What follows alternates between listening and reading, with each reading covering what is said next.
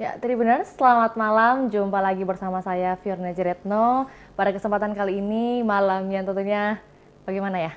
Agak gemetar juga ya, Kak. Mau membincang tentang sepak bola, khususnya bincang spesial bola Piala Dunia Qatar 2022 yang kita ketahui sudah berlangsung sejak tanggal 20 November 2022, hampir 2 minggu ya, lebih hingga nanti 18 Desember 2022. Tentunya mungkin bagi narasumber saya kali ini tim unggulannya sudah pulang kali ya. Tapi tetap kita akan bahas tim-tim lainnya.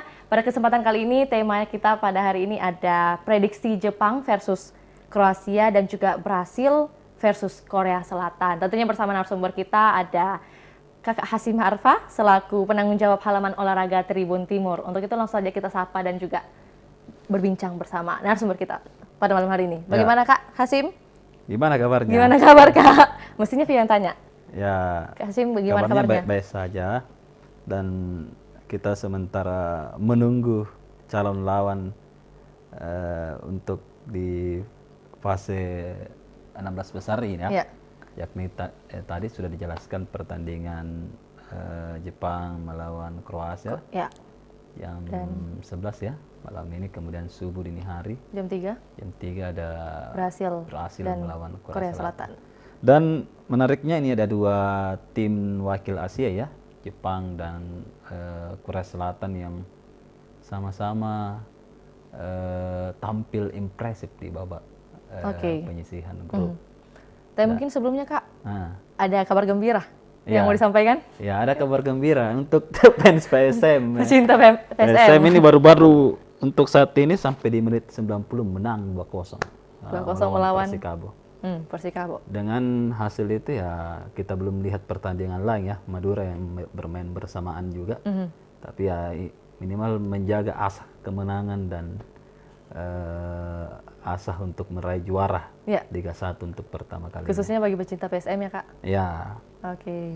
Dan kita ucapkan selamat untuk fans PSM dan pemain PSM. Selamat buat pecinta PSM. Sudah mencetak gol 2. Bisa sama Everton. Oke. Nah Kak, perbincangan kita pada hari ini kan tentunya ada 4 tim nih yang akan diperbincangkan. Tapi sebelum itu Kak, bagaimana prediksi semalam kemarin yang diprediksi oleh Kak Hasim? Apakah melenceng? Wah, atau kita baru lagi nih ya diskusi ya setelah beberapa kali libur juga. Tapi ya nampaknya tidak terlalu jauh melenceng lah. Tim-tim besar mampu mengalahkan tim-tim underdog.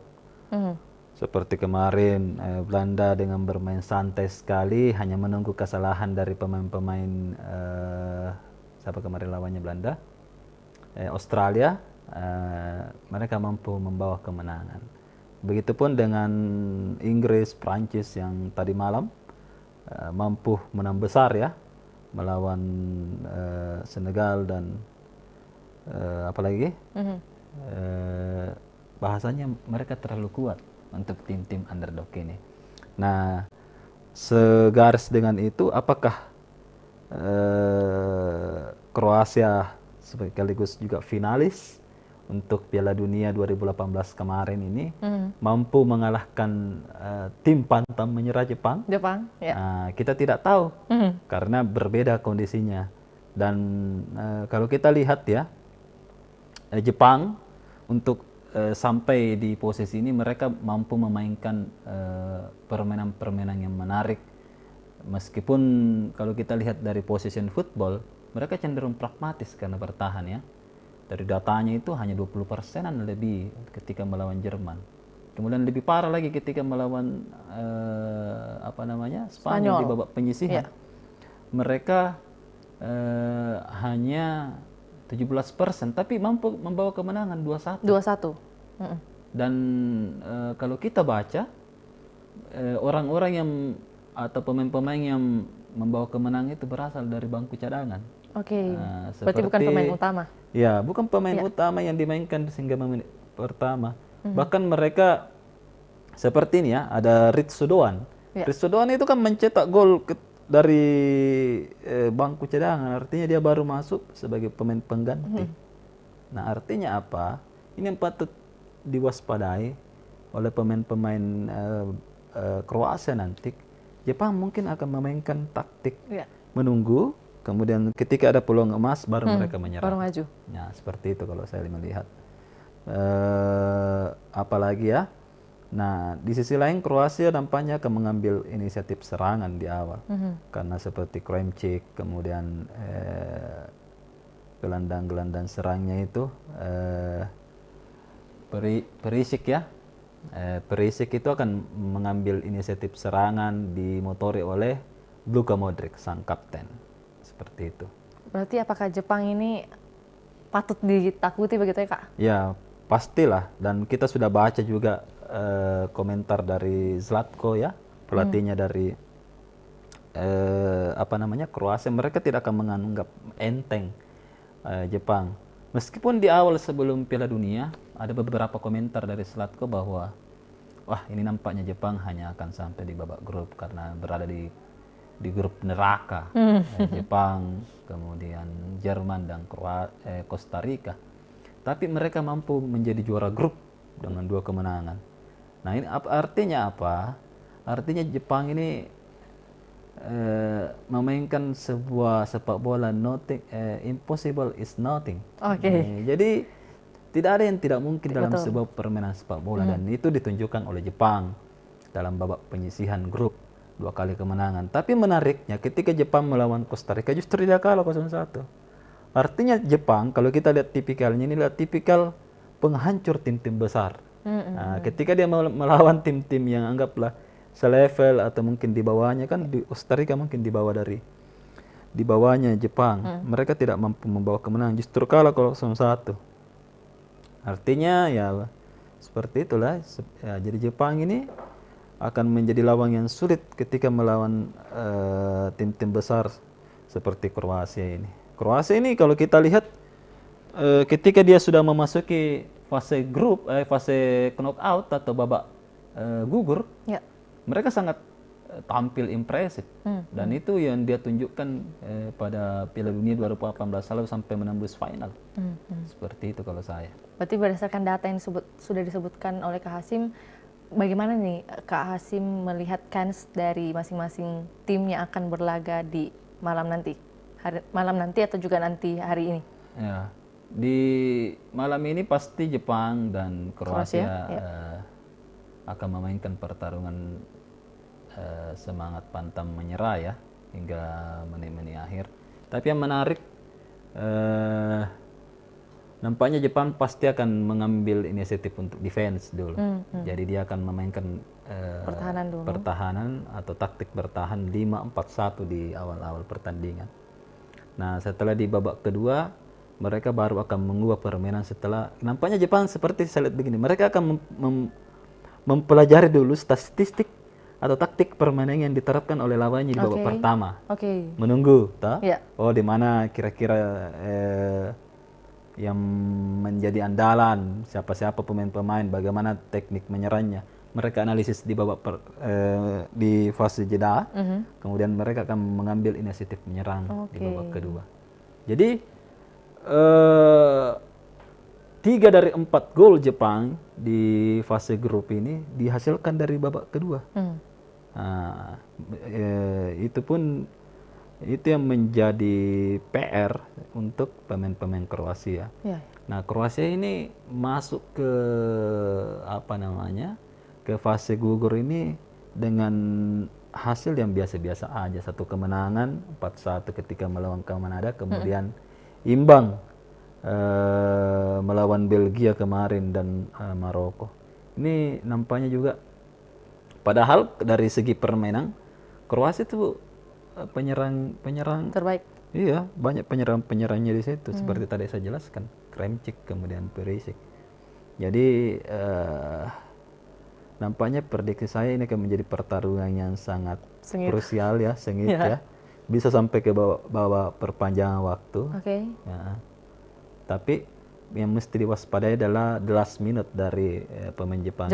Ya, mereka sangat bisa memainkan strategi penyerangan di ujung permainan. Seperti kemarin kan di babak tambahan waktu baru dia menghancurkan Spanyol di bawah penyisihan sehingga membuat mereka sampai ke pemimpin klasemen. Seperti itu kalau saya. Berdasarkan pengamatan Kak Hasim, mungkin sudah beberapa kali mengamati taktik permainan atau strategi permainan dari tim Jepang. Iya. Apakah sangat beda atau nyata perbedaannya dibandingkan dengan strategi tim lainnya? Ya, ini permainan mereka itu selalu menyimpang kejutan ya. Oke. Kejutannya itu dari bangku cadangan. Ya, ya. Jadi ada beberapa pemain yang dari bangku cadangan seperti dari saya sudah jelaskan. Ada siapa? Ini ada Rio. Kemudian ada juga kemarin Ao Tanaka. Ya. Itu kan dari bangku cadangan mereka semua itu. Kemudian mereka yang mencetak Dritsu Duan itu dari bangku cadangan semua. Tapi yang menariknya beberapa pemain-pemain reguler mereka itu sangat merepotkan ya, dan sangat kuat pertahanannya. Ada satu pertahanan yang menarik dari Jepang ini namanya Takehiro Tomiyasu. Ini adalah back dari Arsenal. Ini yang mengontrol pertahanan Jepang sehingga mereka mampu disiplin. Tapi ketika mereka bertemu dengan Kroasia ini mereka harus kehilangan satu back, Ko Itakaru yang kena akumulasi kartu. Jadi ini ada celah di situ. Ini yang mungkin bisa dimanfaatkan oleh pemain-pemain Kroasia nantinya. Seperti itu kalau saya lihat. Oke. Kak, kalau berdasarkan data informasi kan ini pertemuan terakhir antara Jepang dan Kroasia itu terakhir pada tahun 2006 di Piala fase grup 0-0 seri. Head to head dari kedua negara itu baru bertemu satu kali. Apakah di pertemuan kedua nanti ini akan menjadi kejutan juga? Ya, nampaknya akan ada kejutan ya. Karena pemain Jepang ini pintar membuat kejutan. Nah, kejutan ini yang menjadi yang mesti diwaspadai oleh pemain-pemain dari Kroasia. Nah, dari segi kalau saya sih melihat dari materi pemainnya ini imbang ya. Baik dari umurnya itu rata-rata 27 tahun. Kemudian perbandingan pemain tua dan pemain muda itu juga sama. Jadi saya bilang bisa jadi permainan ini kalau misalnya dengan gaya seperti ini bisa jadi mereka akan sampai ke babak penalti. Penambahan waktu juga ya? Penalti. Oke, kalau saya lihat karena ini kan babak gugur. Karena dari segi materi pemain di Jepang sekarang tidak bisa disamakan dengan Jepang di tahun 2002 atau di 2006 yang biasanya hanya sampai di babak ini, di babak 16 besar. Tapi beberapa pemain-pemain mereka itu sudah berada di liga-liga terbaik dunia seperti di Liga Inggris, seperti saya tadi jelaskan. Takehiro Tomiyasu itu kan back terbaiknya juga Arsenal. Dan Arsenal sekarang kan menjadi pemuncak klasemen di Liga Inggris. Kemudian Daichi Kamado itu kan salah satu pemain gelandang serang dari Eintracht Frankfurt ya. Jadi yang membawa kemenangan di bulan Mei lalu itu Piala Europe. Jadi tidak bisa juga dianggap remeh mereka. Meskipun di sisi dari Kroasia itu ada Luka Modric ya yang membawa tadi kemarin kemenangan Real Madrid di Liga Champions. Tapi dari segi materi pemain ini tidak bisa dianggap remeh semua. Seperti itu kalau saya. Tadi perbandingan yang disampaikan oleh Kak Hasim ini perbandingan seperti apa, Kak? Mungkin selain umur? Selain umur juga adalah materi pemain. Mereka bermain di liga-liga terbaik dunia. Kemudian di segi itu adalah taktik. Dan taktik mereka itu ya meskipun bisa dianggap sebagai pragmatis ya, tapi ya mau diapa ya? Artinya kan dalam permainan turnamen akbar seperti ini adalah intinya adalah kemenangan. Iya, menjadi pemenang. Iya. Taktik apapun bisa dimainkan sepanjang itu adalah bisa menang. Walaupun monoton ya, Kak. Iya. Seperti itu kalau saya lihat. Berarti kalau bisa Anda sampaikan, Kak Hasim, bagaimana sih prediksi yang Anda lihat terkait jalannya pertandingan malam nanti? Ya pasti akan Jepang tadi seperti saya jelaskan ya, mereka akan bermain bertahan, kemudian Kroasia akan mulai dengan serangan, dan itu akan kita lihat sebentar malam. Ya. Ya, kalau berbicara tentang strategi Kak, susunannya kan diperkirakan Jepang akan menggunakan metode susunan 3-4-3 atau 3-1-3 Kak? Nah, Jepang biasanya dia akan menggunakan 3-4-1, 3-4-2 ya. 3-1-4-2. Seperti itu kalau saya lihat. Ada biasanya itu di tengah dia simpan sebagai jangkar. Kalau kita lihat susunannya itu ada Ito ya, jadi ada Ito di tengah, dan ini yang menjadi semacam pemutus aliran bola seperti itu. Kemudian 4-3-3 itu 4-3-3 itu adalah strategi menyerang full. Jadi biasanya ada 6-8 pemain yang mengurung permainan Jepang. Jadi seperti itu kalau saya lihat. Kalau dari Kroasia 4-3-3 udah benar Kak? Ya, 4-3-3. Bagaimana dengan komposisi ini Kak?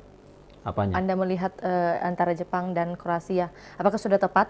Iya, ini akan menjadikan permainan ya agak pastilah ya. Kalau saya lihat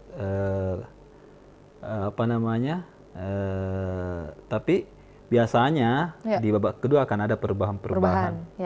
Tergantung dari materi pemain yang dimasukkan. Biasanya kalau saya lihat Kroasia dia akan memainkan 4-2-2 biasa di babak kedua supaya balance ya, menyerang dan bertahan seperti itu. Karena dari yang kita bisa lihat selama ini yang digunakan itu kan formasi 3 back Kak. Apakah itu efektif? Ya, 3 back itu kan tergantung dari strategi permainannya ya. Biasanya kan Jepang banyak memainkan 3 back selama ini supaya 2 pemain sayap biasanya itu langsung turun menjadi pelapis sehingga ada 5 pemain berjejer di situ. Jadi tidak ada sih tidak ada formasi yang biasanya itu aja. Tapi beda kan formasi bertahan dengan menyerang.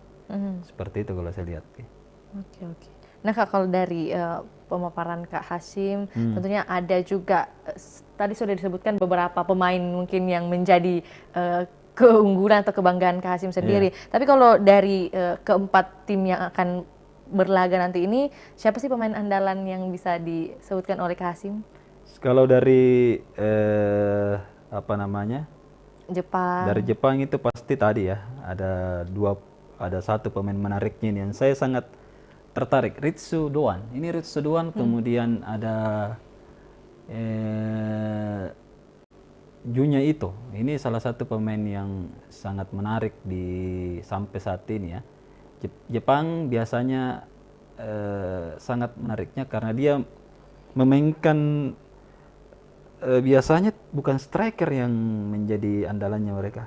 Saya lihat ini ada beberapa pertandingan ini justru midfielder yang banyak mencetak gol. Seperti Ritsu kan sudah mencetak 2 gol.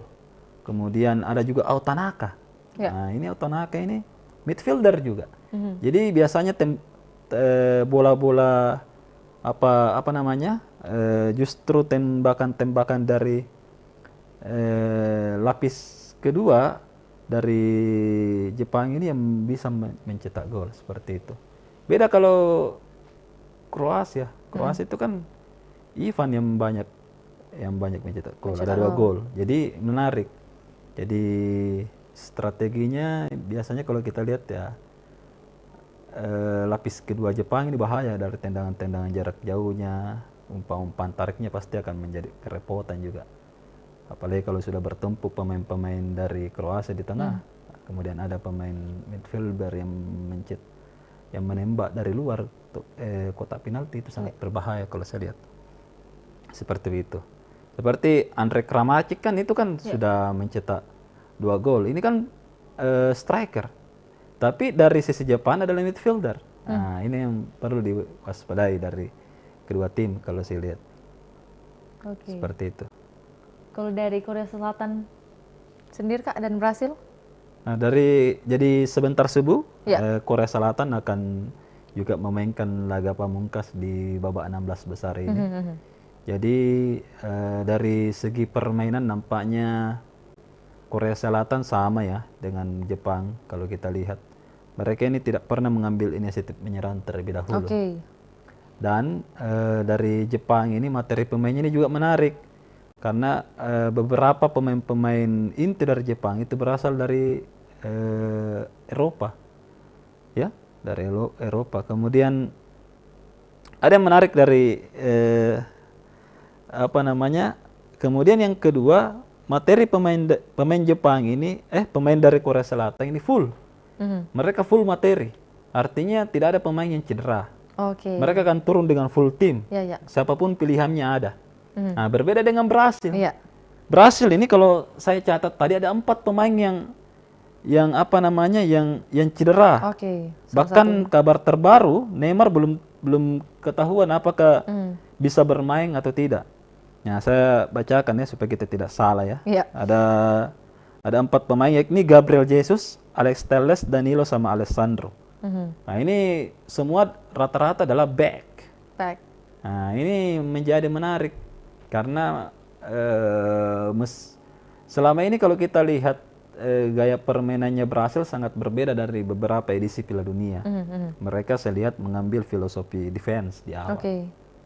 Nah, artinya pemain-pemain dari Korea Selatan akan mengambil inisiatif menyerang kalau saya lihat. Mereka mengambil defense. Filosofinya dari coach Tite ini dia akan mengambil defense. Nah, akibatnya karena mereka terlalu banyak mengambil defense sehingga membuat 4 pemainnya ini cedera. Ya, ini semua pemain-pemain bertahan ya. Kalau kita lihat tadi Alessandro pemain dari Juventus, kemudian Danilo, itu semua pemain-pemain yang bertahan yang saat ini cedera. Kemudian Gabriel Jesus di awal pertandingan dulu itu langsung cedera dan kabarnya dia harus menepis selama 3 bulan. Akan naik meja operasi. Nah, ini menjadi keuntungan di sisi Korea Selatan, tapi di sisi Brasil ini akan menjadi sebuah tantangan. Nah, ada pun pasti beberapa pilihan-pilihan pemain ya seperti Dani Alves, kemudian sisa Dani Alves ini yang bisa mereka mainkan ini. Mantan pemainnya Barcelona. Sekarang di di Liga Amerika Latin ya. Jadi memang ini menjadi peluang besar untuk tim Korea Selatan untuk bisa menembus babak 8 besar. Kalau dari kabarnya tadi Kasim kan sampaikan bahwa Neymar pemain dari Brasil ini kan yang sedang disukai juga oleh banyak orang nih, bahkan yang bukan pecinta bola juga menyukai Neymar ya kan. Lantas apakah ada perbedaan jika ada dengan tidaknya Neymar bergabung dalam skuad Brasil di permainan dini hari ini? Ya pasti ada perbedaan ya, karena Neymar ini salah satu pembeda di Brasil. Neymar ini salah satu juga pemain senior yang bisa mengayomi junior-juniornya di sana. Nah, kalau misalnya Neymar bisa gabung, itu akan bisa membangkitkan mental dari pemain-pemain muda Brasil saat ini.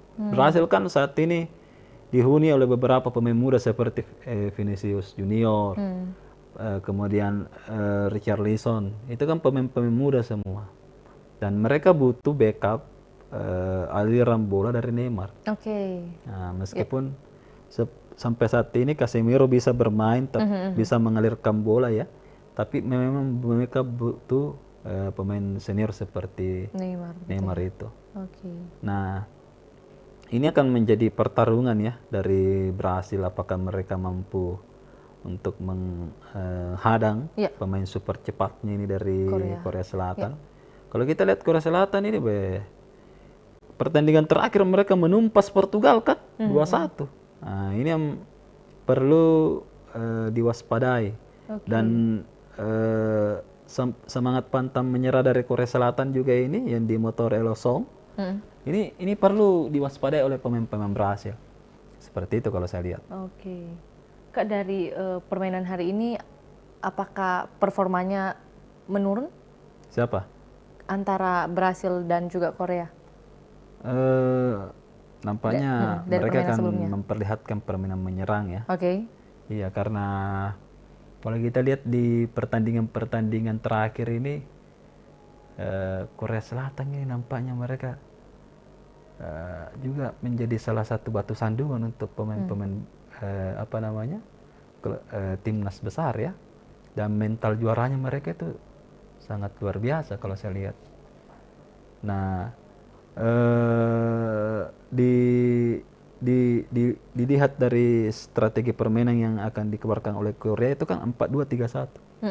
Artinya mereka akan berusaha menguasai lapangan tengah. Ada 5 nanti pemain lapangan tengah yang akan menghadang pemain-pemain Brasil. Ya. Nah, kalau begini, anggaplah Brasil memainkan strategi bertahan di sini. Pasti mereka akan digempur habis-habisan oleh Korea Selatan. Nah, kehadiran nanti Neymar ini akan menjadi pembeda ya, karena Neymar kan punya aksi saluran yang menarik. Ini akan banyak bisa menarik orang ke situ, bisa 2-3 pemain.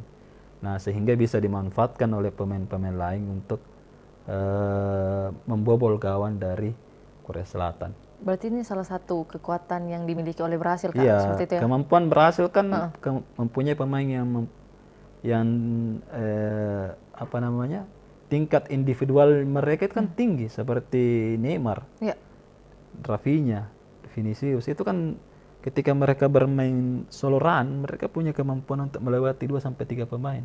Oke. Nah, seperti itu kalau kita lihat. Karena kan kalau pemain-pemain dari bahayanya, pemain-pemain dari Korea ini kan banyak bermain di Liga Inggris. Seperti kaptennya itu kan mantan top skor ya Liga Inggris di musim lalu, Song. Jadi ini Song Heung-min. Jadi ini yang menjadi PR, kecepatan berhasil melawan defense di babak pertama dan pemain solorannya. Ini kan menjadi PR untuk pemain-pemain dari Brasil sendiri. Kalau saya lihat fisik dari pemain Korea Selatan ini, wah, di atas rata-rata saya lihat. Ya, masih staminanya masih kuat ya, Kak? Masih kuat. Ya. Seperti Song itu kan sudah 30 tahun lebih, tapi masih bisa bermain di sayap. Di sayap itu kan butuh kekuatan fisik yang kuat. Karena pergerakan, harus membagi bola, mengumpan dan lain-lain. Ini yang menjadi apa namanya? Menjadi PR untuk Brasil. Apakah mereka mampu menahan gempuran dari pemain-pemain Korea Selatan? Seperti itu kalau saya lihat sebentar. Berarti ini baru dari tim Brasil dan juga Korea Selatan, Kak. Kalau kekuatan yang dimiliki Jepang dan juga Kroasia? Apanya? Dari sudut pandang Kak Hasyim. Kekuatan dari Jepang secara keseluruhan. Ya, overall kekuatan Jepang pasti akan lebih defense. Defense mereka. Kemudian kekuatannya juga itu adalah jangkarnya mereka itu. Jadi ketika mereka sudah mendapatkan bola, mereka cepat akan mengirim bola sampai ke gelandang serang. Biasanya dari gelandang serang langsung menembak masuk. Dan permainannya juga cepat ketika mereka melakukan serangan balik. Tapi di sisi Kroasia itu adalah sayapnya ya. Yang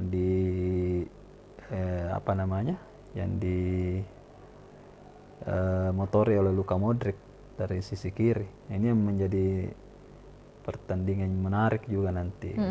Seperti itu kalau saya lihat. Oke, Kak, berarti dari statement Kak Hasyim sendiri melihat ada kekuatan atau juga kemampuan dari Jepang itu sendiri. Apakah prediksinya Kak Jepang bisa memiliki kesempatan untuk menorehkan sejarah untuk pertama kalinya di perempat final ini? Mereka pasti punya peluang besar lah ya. Apalagi kan dari materi pemainnya juga bukan materi biasa-biasa saja. Nah, tergantung apakah mereka mampu bisa memainkan seperti strategi kemarin ya. Sabar dan lain-lain. Nah, kita lihat saja nanti karena pertahanan dari Kroasia juga ini bukan kaleng-kaleng ya. Iya, karena kan kita tahu Kroasia kemarin cuma kebobolan 1 gol selama fase grup. Hanya 1 gol mereka kebobolan di fase grup. Ketika melawan Kanada toh. Tapi menariknya kalau saya lihat Kroasia sudah bisa mendapatkan ritme permainannya bisa Jepang kebobolan banyak ketika Kanada kemarin toh. Seperti itu. Ini kan Kroasia bisa mempertahankan lini pertahanannya, Kak. Apa pada kesempatan kali ini dengan melawan Jepang, bagaimana Anda melihatnya? Sama-sama kuat nih, Kak. Ya, Kroasia pasti punya mental juara lebih tinggi ya. Karena mereka ingin sudah sampai ke babak final kemarin di 2018. Dan itu kejutan kalau saya lihat. Betul-betul. Dan materi pemainnya ini hanya beberapa pemain yang tidak main di 2018. Berarti selebihnya pada ikut main di 2018. Iya, dari tim 2018, timnas 2018, materi pemainnya hampir sama sekarang. Hanya Mandzukic yang tidak main, seperti Rakitic, hanya 2. Seperti Luka Modric dengan usia 37 tahun masih bisa memimpin pertandingan kalau saya lihat. Seperti itu. Kalau berbicara tentang track record, Kak? Apanya? Dari keempat tim ini, yang mana sih yang paling unggul? Dari pertandingan Jepang dan Kroasia, ya dari track recordnya tentu Kroasia ya. Karena mereka sudah pernah mencapai babak final. Kemudian dari Brasil melawan Korea Selatan, ini Korea Selatan ibarat melawan raksasa ya. Ini ibarat pertandingan antara David versus Goliath. Mereka akan melawan juara dunia 5 kali, Brasil, dan yang paling diunggulkan untuk Piala Dunia 2002 ini masih tetap Brasil. Kedua Argentina. Dan nama Korea Selatan tidak masuk dalam 5 besar. Hanya tim-tim dari Eropa, Kroasia juga masuk. Hanya tim-tim Eropa dan Amerika Latin. Kalau kita lihat bagangnya kan di sisi kiri ada Argentina, tim-tim Amerika Latin itu ada Brasil, kemudian di sisi kanan ada tim-tim dari Eropa. Ini yang menarik nanti. Apakah akan bertemu tim-tim dari Eropa dan Amerika Latin? Kita tunggu saja, tapi peluangnya sangat besar. Nampaknya Brasil akan masih sulit dikalahkan oleh timnas Korea.